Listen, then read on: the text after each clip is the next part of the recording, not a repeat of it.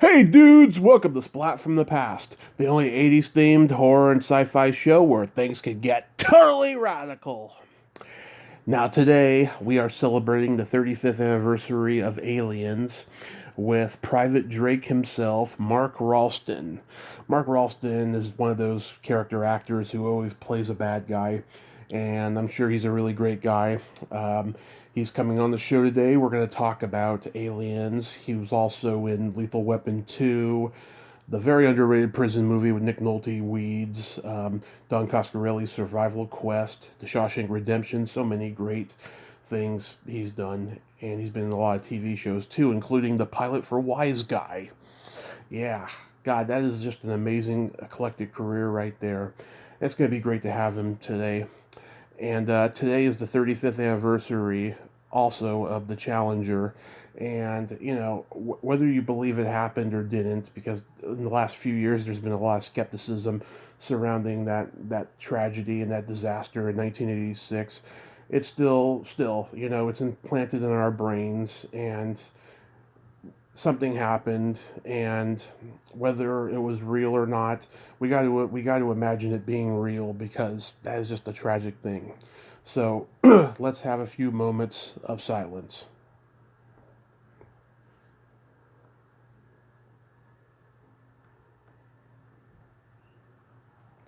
Rest in peace, the Challenger victims. And now here is my new interview with Mark Rolston.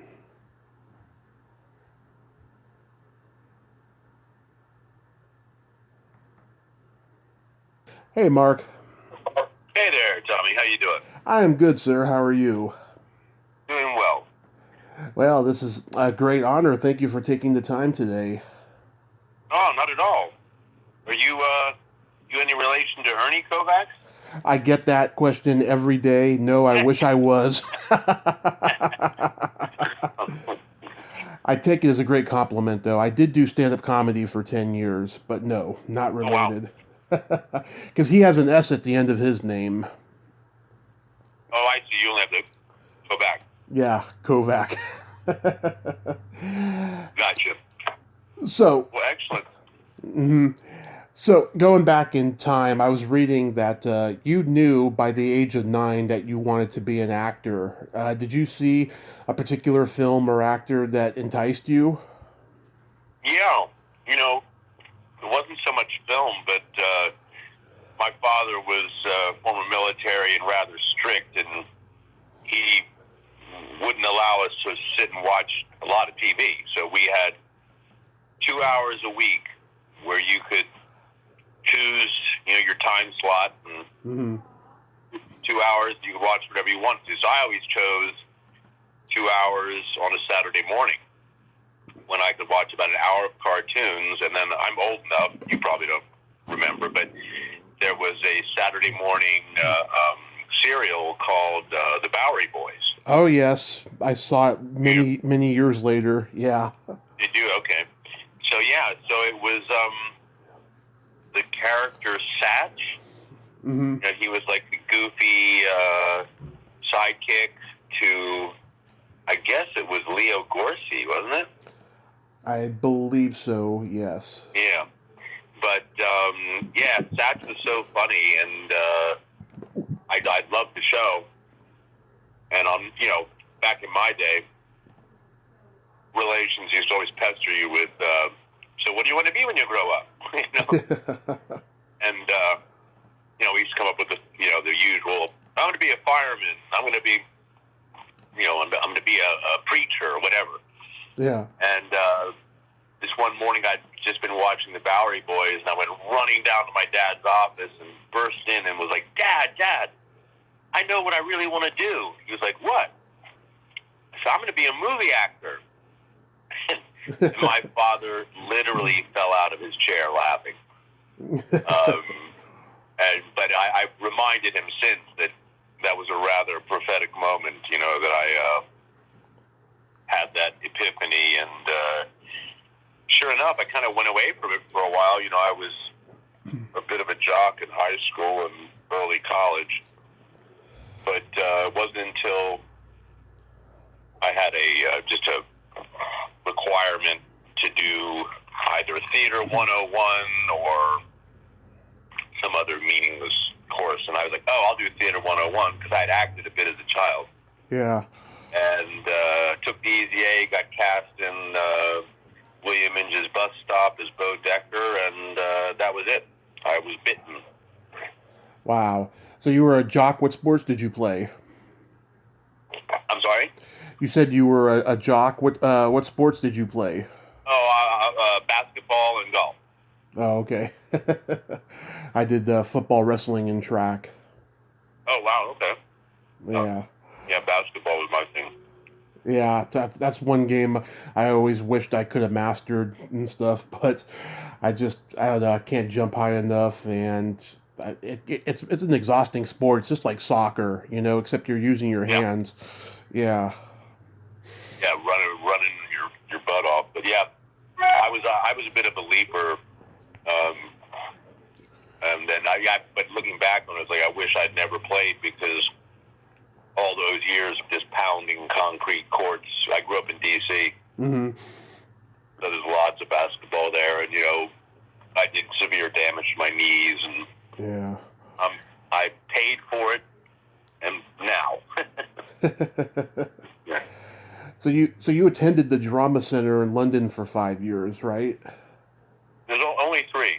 Oh, only 3. Okay. Internet says 5, but the internet's never right. No, exactly. Yeah, when I went off to a small state school in Maryland called Frostburg State College, and I'd already done that play I mentioned, and one day I was in the Student Union building, and they had just a display that said, study abroad for a semester or a year. And I took one of the little pamphlets, sent off for a prospectus, and got the prospectus. And in this prospectus, this place called Richmond College, they actually said that I could study at the Royal Academy of Dramatic Art, which was a total sham and, farce. Mm-hmm.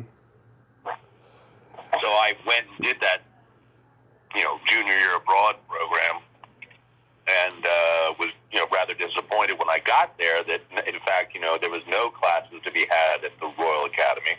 Right.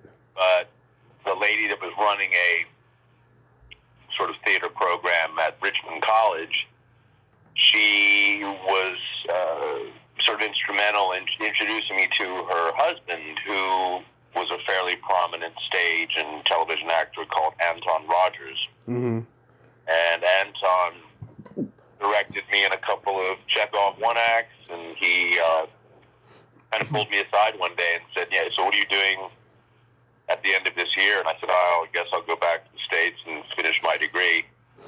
And he was like, no, you're staying here, and you're going to be trained professionally. He said, you're a real actor, so... And I was, of course, eyes wide open, thinking, what the hell did this guy just say? And breaking it to my dad was another hurdle to get over. But sure enough, he coached me through my auditions, and I got in to every drama school in England except for the Royal Academy of Dramatic Art. That was the one I didn't get into. Yeah. Did you have any classmates that went on to become successful?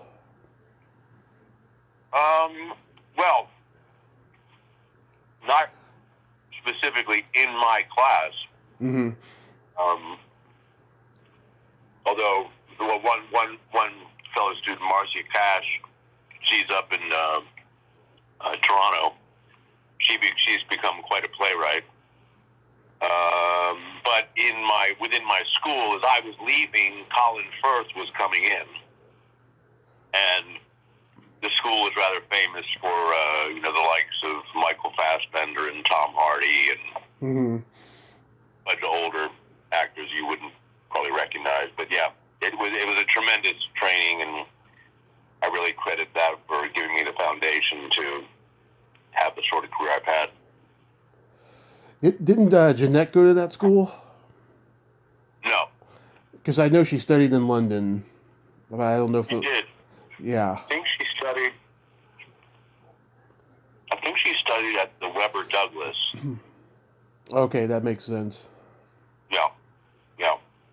didn't know each other then, and it was years in between me leaving drama school and I moved back to the States and toured with the National Shakespeare Company out of New York, and then returned to London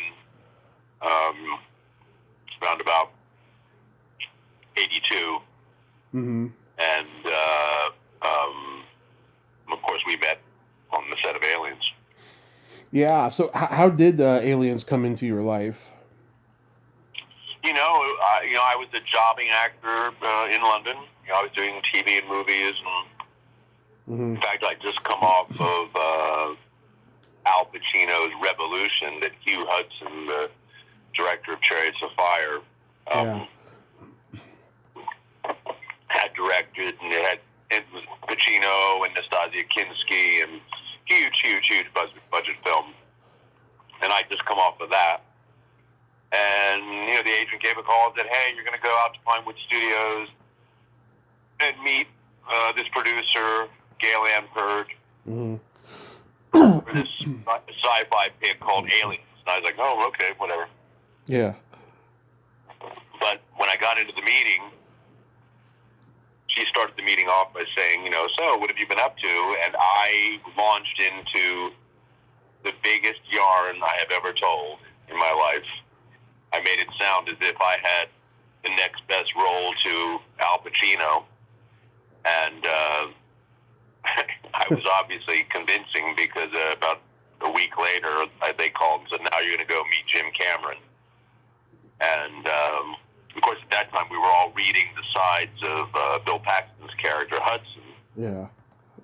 But when I met with Jim, he was like, hey, stick around here, read this stuff, come back and read this for me. So that was my first inkling that Drake might be on the cards. And it was about a week or so later, they hauled me out to Pinewood again, which is probably one of the most cheering memories I have of my whole career, because when I walked into Jim's office, he had plastered the entire four walls of this rather large office with the storyboard of Aliens.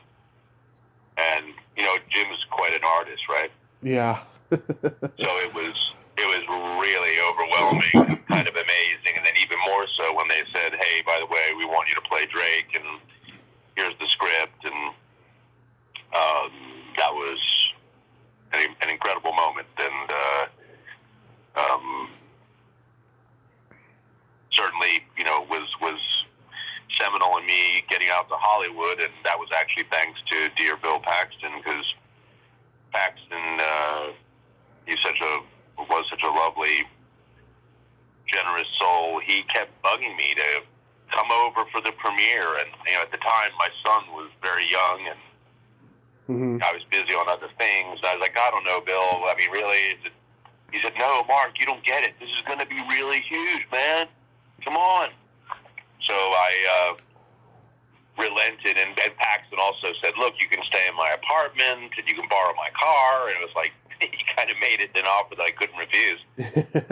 So, sure enough, I eventually said, Bill, okay, I bought the ticket. I'll be there. When we arrived about 3 days prior to the premiere, and then in 5 days, I was starring in a movie with Lance Henriksen and Dermot Mulrooney and Catherine Keener, Don Coscarelli film called Survival Quest. Yep. And I never returned to England. I just rolled from job to job, and I was doing the back of my head that if ever I was going to make it in Hollywood, I had to be on the heels of a hit film, and Aliens was that for sure. Yeah. Were you a fan of the original at all? I wouldn't say fan. I'd seen it. Yeah, I liked it. Yeah, I wasn't. Yeah. I mean, I thought it's a great film, but suspenseful. But I think Aliens really is probably the best sequel ever. Yeah. I mean, Cameron just turned it on his head and made a film that to this day people can't forget. Yeah, It still holds up. The film. When you see it, it's like it's a masterpiece. It's flawless. Yeah, and sequels are historically terrible, but this, along with The Godfather Part Two, and maybe some others I can't even think of, that this was just a perfect, just a perfect storm. It was just an unparalleled masterpiece. Oh, without question, and interesting too. Like after Aliens was done, and I remember chatting with Jim one day, and I said, "So Jim, are you gonna do 3 and 4?" He's like, "No way." He said, "I'm done." He said, "No."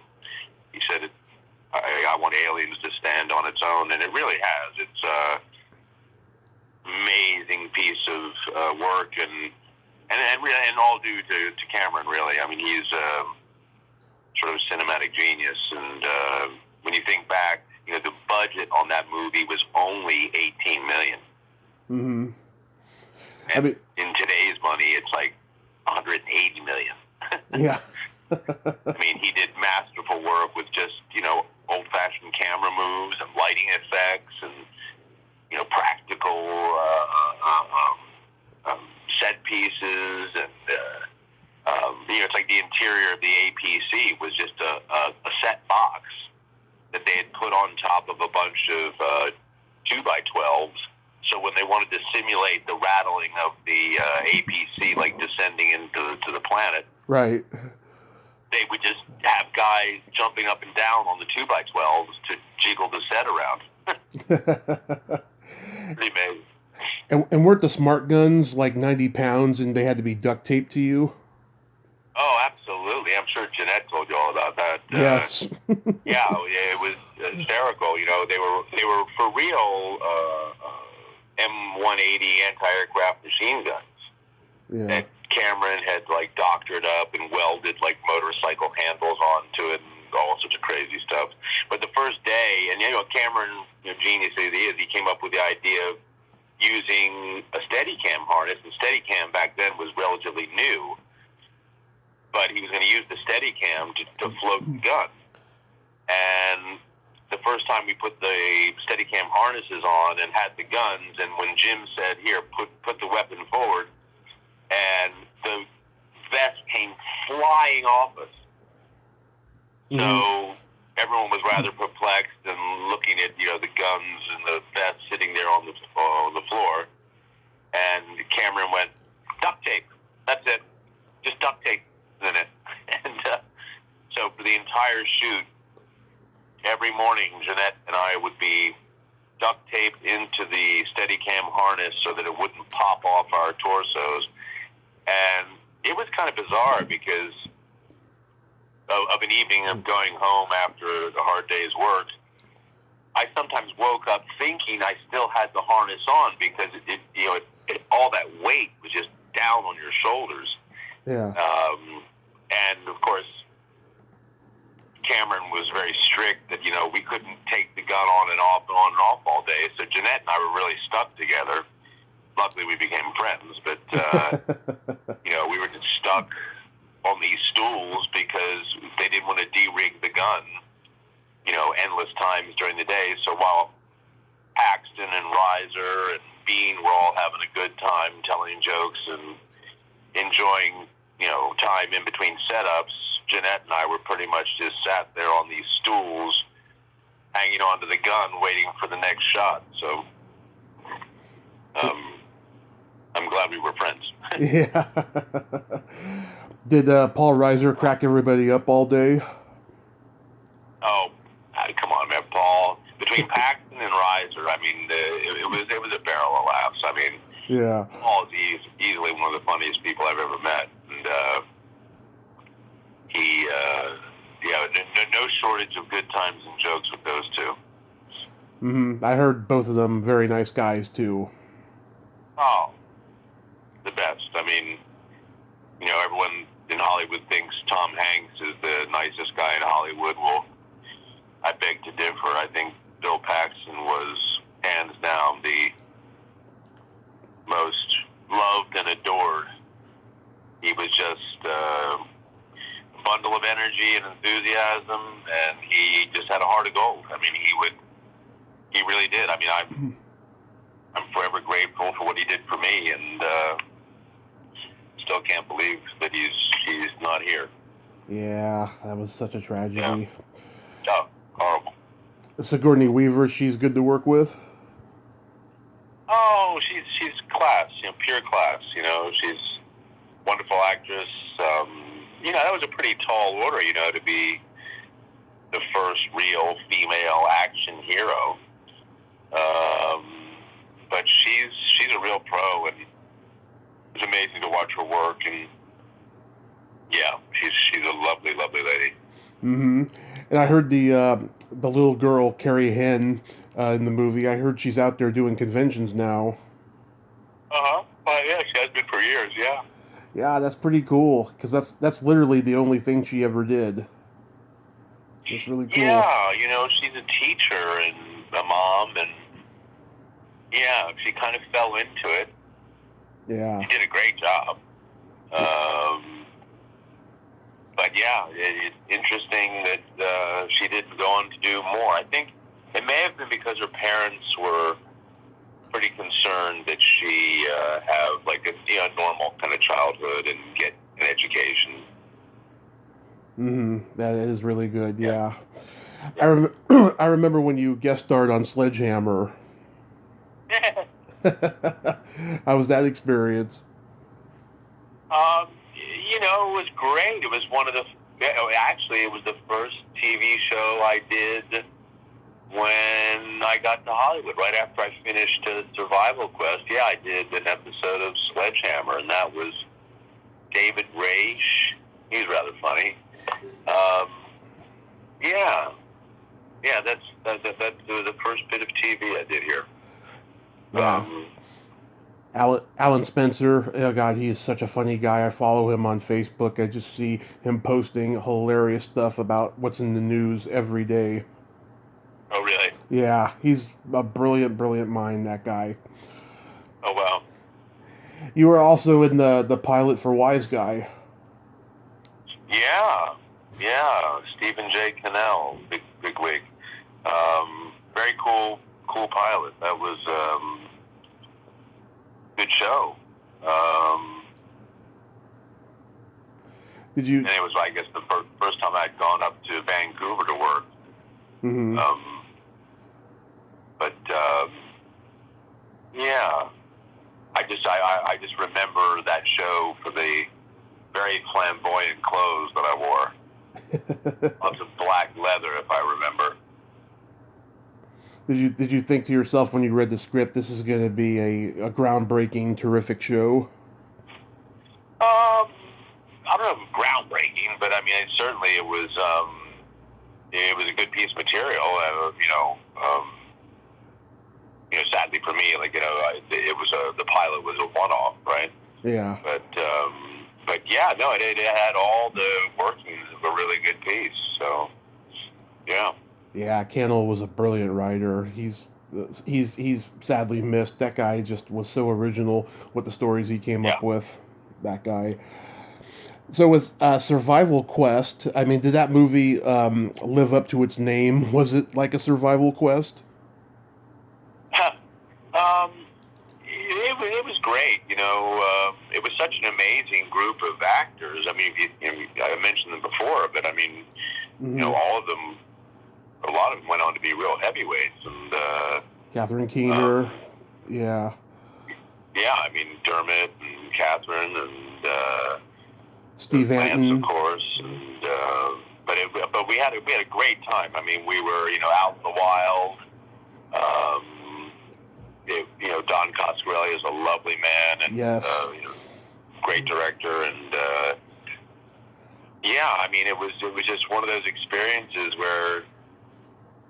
Being new to Hollywood, and I just had, you just threw yourself in head first and developed a character and went for it, and yeah, and it's a good little movie too. Mm-hmm, it is. Yeah. I met Don Coscarelli a couple times at conventions. He is a very sweet guy. He was actually going to do the podcast at one point, and then I guess he got busy. But I've heard him say that he's quite proud of this movie, probably even more so than Phantasm or The Beastmaster. Oh, wow. Wow. Yeah. Yeah, Don's a lovely guy. I haven't seen him in years, but yeah, he's just very, very kind and generous, and yeah, he made quite a few of the Beastmaster and Phantasms, didn't he? He's done 5 Phantasms. He directed the first Beastmaster, but I think he produced the sequel, and I think there was a short-lived TV series, if I'm not mistaken, of it. But yeah. Oh. Wow, interesting. Yeah. Did you have fun doing Lethal Weapon 2? Oh, absolutely. Yeah, I mean, Dick Donner, real quintessential Hollywood director, big booming voice and big personality, and yeah, I remember it most for the sequence when I was driving in this souped up BMW with Krugerrands in the back, and I remember Dick Donner came over to me. He was like, "Okay, kid, I want you to drive up this ramp, go fast, and then turn around, and we'll see if we have to do it again." So he said, "Don't worry, the guy up top there, he'll be holding the traffic." I said, "Okay, no problem." So we gunned this car, and it was a real souped up BMW. Mm-hmm. And I get to the top of the ramp, and the guy who's supposed to be holding the traffic is just like talking with somebody. He's not even paying attention. I was like, "What the fuck?" So I pumped the brake, and then made the turn and came back around. And when I got back down there, Donner was like, "What the hell, kid? I told you, to go fast. What'd you pump the brake for?" I said, "Well, the guy up top wasn't even looking. He wasn't holding anything." So they got on the walkies like, "Hey, make sure you hold the traffic this time, and pay attention." And he's, "All right, kid, don't hit the brake." So I get to the top of the ramp, and I'm going fast. And I'm thinking, "Oh boy, man, I'm going to make this pretty sharp turn," and I just hope, I don't spin out or something. But as I made the turn, I could feel the back end of the car fishtail a little bit, and then I just gunned it. And the back end of the car, I could feel it come right up behind me, and boom, we took off. Wow. And I came back around, and Donner was like, "That's the way, kid, that's the way, yeah, you're all right, you're a natural." So that was a fond memory. Of course, I loved the death that I had in Lethal Weapon 2. Oh yeah. Yeah, that was an experience. And that was yeah, and that was before CGI too. I mean, now with the car crashes and what have you, they just CGI that. No, exactly. Well, and back then, you had a marksman who had an air rifle, and they had these little wax pellets that were filled with stage blood. And he, at one point, had measured me up, mm-hmm. and then put my measurements onto some plywood with markings everywhere. And he kind of showed me, he said, "Look, I'm a marksman. Here, I'll show you." And, from a distance, he hit the same spot every single time. And he said, "Look, it's just quite simple." He said, "Just look down the barrel of the rifle." He said, "If you get scared," he said, just do one thing, don't fall backwards, fall forward, because the trajectory of the pellet is that it will be falling as it gets to you. So if you go backward, you might get hit in the eye. So if you do anything, fall forward." So I just stared the thing down, and sure enough, he popped me right in the same spot twice. And again, Dick Donner was very generous. He was like, "All right, we got it. Give that kid some danger money." So they gave me $10,000. And I went home, and it was around Christmas time. I remember I told my wife, I was like, "Honey, we're going to have a great Christmas this year. They just gave me $10,000 because I did the stunt." Yeah. So that was pretty cool. Yeah, that is cool. And then you were in a movie with another guest of mine, Rutanya Alda in Prancer. Oh, yeah. yeah. Now, Britannia was the mother, right? Yes. Yes. Oh, that was, lovely lady. Yeah, Very lovely. lovely little film, great little Christmas movie. It's sweet. I mean, it was a tough shoot, man. We were up in this little town called Three Oaks, Michigan, and it was friggin' cold, and there was a blizzard while we were shooting, and kind of a skeleton crew, and the actors, like I started pitching in, just helping them move cable because, it was difficult shoot. But not to mention the fact that, I had to deal with all these reindeer, and the reindeer aren't so nice, Yeah. And they actually had to drug them just to keep them, a bit docile, because otherwise, you could get hurt by a reindeer. But I had a ball, had a real ball doing that, and I played Herb Dreyer, the local butcher. Yeah. Fun. Yeah, it's one of those Christmas movies that's so underrated. I don't think it's been on TV during Christmas time in a while. Maybe, I don't know. I have to check, but it's a good movie. Yeah, Sam Elliott does a great job, and it's a sweet little story. It is, yeah. And of course, the Shawshank Redemption. I mean, that has to be a favorite of yours. Yeah, man. It's very fortunate to have been in it. There's only a handful of scripts that I've read in my life that, when you sit down to read them, you just go, wow, this is something I have to be in. First Aliens, of course, but Shawshank, The Departed. Oh, yeah. All of those scripts, when you sat down, like, you just couldn't stop reading them. But I would say, Shawshank in particular, it's just a wonderful story about friendship and hope, and just masterfully written by Frank Darabont, and of course, based on the Stephen King short story. But amazing time. I was very, very proud of a lot of the work that I did on that. Yeah, why? I think I scared quite a few people.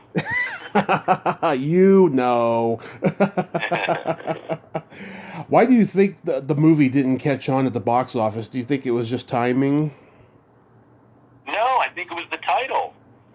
Really? Title. Yeah, I mean, people were like, people couldn't pronounce it, for one. I swear to God, I've heard the most ridiculous pronunciations. Like, people would say, like, what is it? It's the Ringshank the what? Redemption? Well, what is it? And as soon as you told somebody, oh, it's a prison movie, women automatically get turned off. And we got great critical acclaim. The reviews were great, but people were they didn't know what it was. What's a Shawshank Redemption? They didn't know. I've been saying that 25 years. Too, because the short story is Rita Hayworth and the Shawshank Redemption. Well, I saw the producer Nikki Marvin one day. She showed me a 2-page list that had been sent by Castle Rock to her and Frank Darabont for them to choose a different title. And I swear, out of these 2 pages, they were the most ridiculous title, just ridiculous. And in the end, Frank Darabont won out. He said, "Look, just call it Shawshank Redemption." He said, "But I'm not changing it." And nowadays, you say Shawshank, and everyone goes, "Oh yeah, okay." I mean, it was powerful piece of filmmaking. Again, great ensemble acting. I'm indebted to Frank Darabont for fighting for me to get the role. Rob Reiner, for some reason, originally didn't want me in the role. And apparently I beat out a lot of big-name people to get the role. But, that was a very moving moment the morning where I was in the midst of a divorce. and I was waking up to go for my, morning run and workout. And right as I'm going out the door, the phone rings, and I think, I almost didn't answer it. So I was like, oh, what the hell? I pick it up, and it's Darabont. Yeah. At like 9 in the morning. And he said, hey, I hope it's not too early to call, but I just wanted to let you know you got the part. And I hadn't heard anything for months. But Frank apparently, had chosen me. And then Reiner was like, who is this guy? I mean, come on, what has he done? And Frank was a big Aliens fan. He was like, man, he was Drake in Aliens. And Reiner was like, no, you got to go to New York, find some, New York actors. And Frank, he spent months auditioning people for Boggs. And this is true story and an amazing moment for me. Mm-hmm. Apparently, before they made their final decisions on the casting of, the minor roles, supporting roles, Rob Reiner made Frank put together his top 5 choices, and they spliced together all their auditions, and they went into a theater at Castle Rock, and they were going to just roll the reel of all the auditions for all the different characters. Well, when it came to the Boggs reels, they played 5 auditions. And then prior to the screening, Frank went to the projectionist and said, listen, at the end of the 5 characters for Boggs, he said, here, gave him a disc and said, throw this in. I want you to play this last. Mm-hmm. And sure enough, they did the 5, and then everyone thought they were going to be, moving on to the next. And then my audition came in. And when it was over, Frank stood up and shouted at Rob Reiner, apparently, mm-hmm. and said, if you don't think that guy is the best actor for this role, you're dumb. And Reiner was like, okay, give it to the kid. So thanks to Frank Darabont, I was in the movie. It's always nice when people believe in you, isn't it? Yeah, we all need angels on occasion, right? Exactly. Now, when you're shooting in a real prison, because I know not only you did this, but also the Nick Nolte movie Weeds, I mean, it has to be absolutely terrifying to be in a real prison when you're shooting there. Well, when we shot Weeds was much more terrifying because it was a maximum security prison. We were at Joliet, just outside of Chicago, where like 80% of the inmates were murderers, and we were shooting amongst the inmates. I mean, it was crazy time, man, and this was a maximum security joint. I tell you,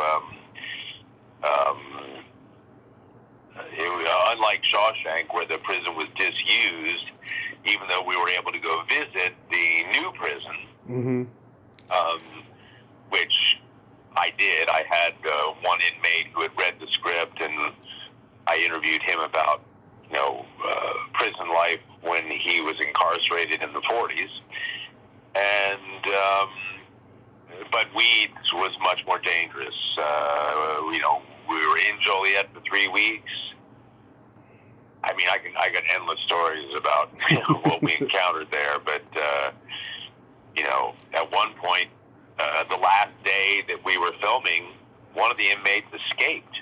Oh, boy. He went right out the gate with the electrician's crew. He had, the night previous, or over the course of the 3 weeks we were there, he had stole a number of items. He stole like a weathered coat. He stole a headset, so he looked like a PA. He stole a clipboard. He stole all these little items. And then the night before, he shaved off a beard and cut his hair, and he just put on this costume, hopped in the truck, and it was the last day. Everyone's guard was down. There hadn't been any other trouble. And he drove right out the gate, and the Teamster was like, so, hey, where is it you need to go? He said, oh, yeah, I need to check out some said it's around the front of the building. Can you take me around the front? Mm-hmm. And the guy had an accomplice waiting there, and he just hopped out of the van. The Teamster took off, and he walked right into the car and took off. Wow. And Wow. he was caught like 3 days later in a snowstorm in Colorado, and unfortunately, he was pulled over because he had a faulty taillight. Wow. Wow. It's got to be harder nowadays to escape from jail because there's cameras everywhere now. Oh, well, yeah. I mean, I guess they had a breakout here in California a couple weeks ago. 5 guys got out. God, that is insane. Yeah. Do you have any upcoming projects you could mention? You know, I don't. I mean, I've been working on that series Bosch, the Amazon series Bosch cop show. Great writing, superb writing. Michael Connolly, the former LAPD detective and now turned prolific novelist, he does an amazing job. I play a character called Lieutenant Thorne, and I'm a thorn in Amy Aquino's side, and she plays Lieutenant Billets. So I just finished up the final season of that, just about a month or so ago. I last appeared on the big screen in Roland Emmerich's Midway. And I did a really good turn as Admiral Ernest J. King. And you won't recognize me because they've shaved my head. And yeah, it was quite a transformation. I was happy with that. But